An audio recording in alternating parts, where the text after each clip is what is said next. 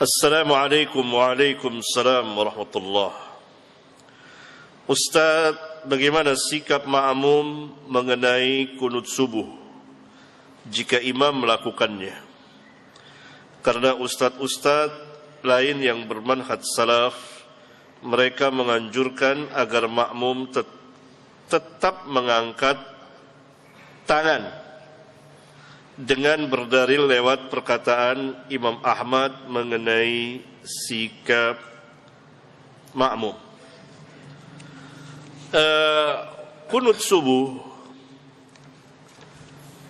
tanyakan kepada ustaz itu, kunut subuh bid'ah atau sunnah?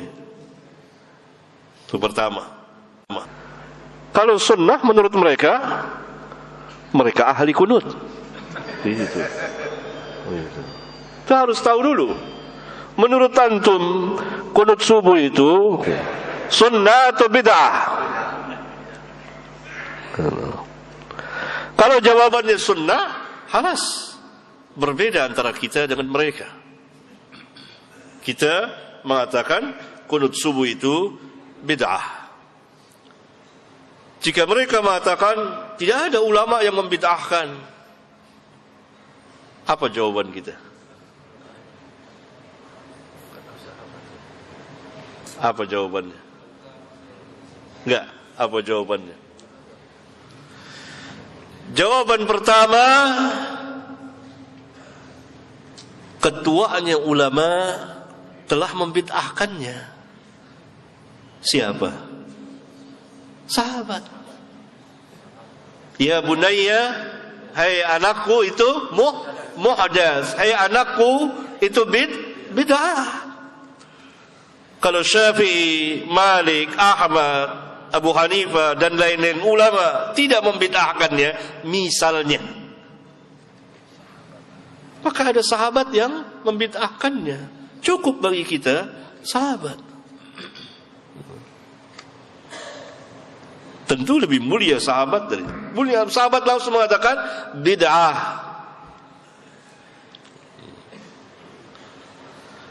Ya. Nah, kalau jawabannya bid'ah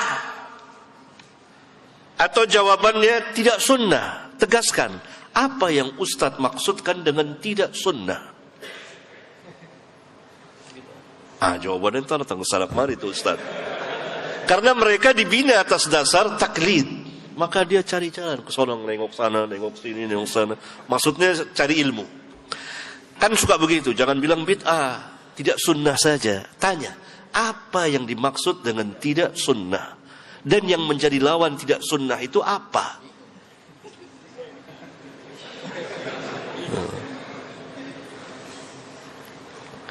Bolehkah kita katakan usolli itu tidak sunnah? Iya, usolli tidak sunnah. Boleh nggak kita katakan usolli itu bid'ah? Iya, boleh bid'ah. Berarti sama dong. Sahih. Sebetulnya ikhwan, dalam dakwah seorang dai harus berilmu pertama, dan harus yakin dengan ilmunya, dan betul-betul membahas ilmiah, pembahasan ilmiah, dan harus memiliki syaja'ah, keberanian. Yang bid'ah nggak jadi masalah. Yang sunnah. Nah, kalau itu bid'ah, tanya, bolehkah kita mengerjakan bid'ah dalam sholat? Diperintahkah kita mengerjakan bid'ah dalam sholat? Boleh nggak? Nggak boleh. Dalilnya? Sallu kama ra'aitumuni usalli. Salatlah sebagaimana kamu melihat aku salat, bukan sebagaimana kamu melihat mereka salat. Tidak, aku salat. Semuanya merujuk kepada Nabi yang mulia sallallahu alaihi wasallam. Mereka berkata lagi, kita diperintah untuk mengikuti imam. Innama ju'ilal imamu liyutamma bihi. Tanya, mutlaqan atau muqayyadan? Mutlakkah atau muqayyad dengan sunnah? Kalau dikatakan mutlaqan, berarti antum harus mengikuti imam yang mengangkat tangan lebih dari kepalanya. Gini. Berarti kita harus mengikuti imam yang bersedekap seperti ini ya. Gini. Kok antum nggak ikuti? Kan mutlaqan. Gini. Antum harus mengikuti imam. Kenapa antum di sini? Lempeng, nggak bengkok seperti ini. Antum harus mengikuti imam yang sedekapnya mendekati farjinya gini. Kan gini nih. Berarti ini hadisnya dhaif, di bawah pusar, nggak sampai ke farji bahkan sini. Berarti mengamalkan hadis dhaif dan dalam mengamalkannya tidak tepat sampai mendekati farji gini. Harusnya di sini di bawah pusar. Tapi hadisnya itu dhaif.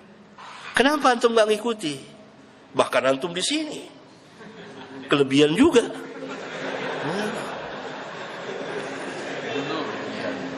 Sahih. Saya ajak antum bebas merdeka. Masa ini saya. Antum imma mau ikut ustaz lah, antum merdeka. Saya hanya mau bahas ini. Untuk para pelajar merdeka, bahas sendiri antum. Antum bisa baca kitab. Berarti tidak mutlak. Lalu ditanya lagi, oh kita kan pernah Nabi SAW salat 5 rakaat, sahabat ikut. Nabi lupa, itu bid'ah atau lupa? Bukan bid'ah, lupa, beda. Antum nggak bisa bedain antara lupa dengan bid'ah.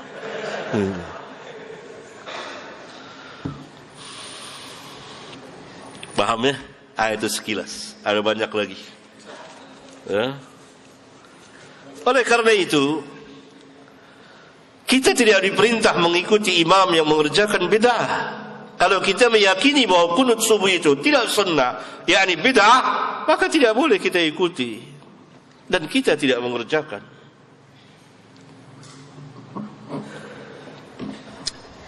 Ustaz,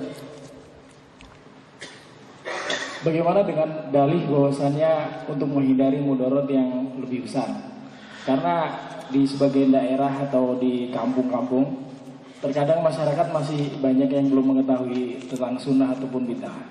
Nah, ketika kita ada di antara mereka, nah ada sebagian orang yang sudah mengalami bahwasanya dia tidak ikut kunut, dikucilkan atau bahkan dimusuhi. Itu bagaimana, Ustaz? Saya tanya sama antum, pembahasan tentang kunut subuh ada dan tidaknya ini baru setelah antum lahir atau jauh sebelum antum lahir? Jawab. Pegang mic. Jawab. Jauh sebelum anak lahir, Ustaz. Jauhnya berapa lama? Jawab. Sejak zaman sahabat. Enggak, di Indonesia, di Nusantara. Kan kita bicara ini, antum tinggal di mana nih? Di Indonesia. Di mana di Indonesianya? Jakarta. Jakarta, bukan kampung. Taruhlah di sana, iya. Nah, kunut, pembahasan kunut subuh sampai ada tulisan, sampai ada perdebatan, itu terjadi sesudah antum lahir atau sebelum antum lahir di Indonesia? Jawab. Sebelum anak lahir. Berapa lama? Berapa lama? Umur antum berapa sekarang? 23, Ustaz. 23, kemarin sore. Bahkan tuaan pengajian ini dari umur antum. Tahun berapa antum lahir? 93. 93, tuaan setahun pengajian ini. Pengajian ini dimulai tahun 92. Antum belum lahir, tahun depan antum baru lahir, 93. Paham? Saya terangkan. Biasa ya. Jangan kecil hati antum, ini biasa. Ini majelis laki-laki. Bebas antum, bebas. Merdeka. Nah, jangan baper, jangan. Ya ini bebas mereka. Saya bukan marah sama antum, bukan ini, enggak. Biasa saya antum tahu semua.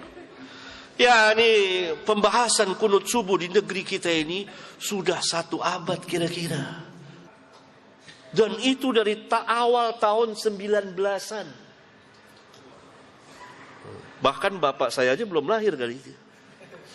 Kakek saya, kakek antum sudah ada. Jadi bukan hal baru. Bukan hal baru yang perlu ditakuti. Itu pertama. Yang kedua, kenapa antum dai yang pegang dengan sunnah lalu dikucilkan, dimarahi, kok takut dimarahi? Hah? Ini sunnahnya para nabi dan rasul. Para nabi dibunuh. Lihat, Bani Israel membunuh para nabi. Ada dakwah biasa, hal biasa. Kenapa takut itu dikucilkan? Kenapa takut masyarakat? Padahal ini bukan hal lain, hal yang baru sekarang ini. Paham? Jadi tidak bisa, ini alasan yang sangat lemah, lebih lemah dari sarang laba-laba. Paham ya? Udah lama. Dai harus betul-betul berani, punya syaja'ah. Dan hal biasa, jiwanya harus besar, lebih besar dari masjid ini. Terus lapang, biasa. Antum dimarahi, dicaci maki, hal yang biasa. Enggak apa-apa. Kenapa? Kenapa takut? Hah? Padahal doanya kan Allahumma inni a'udzubika minal jubni. Mungkin enggak baca doa itu kali.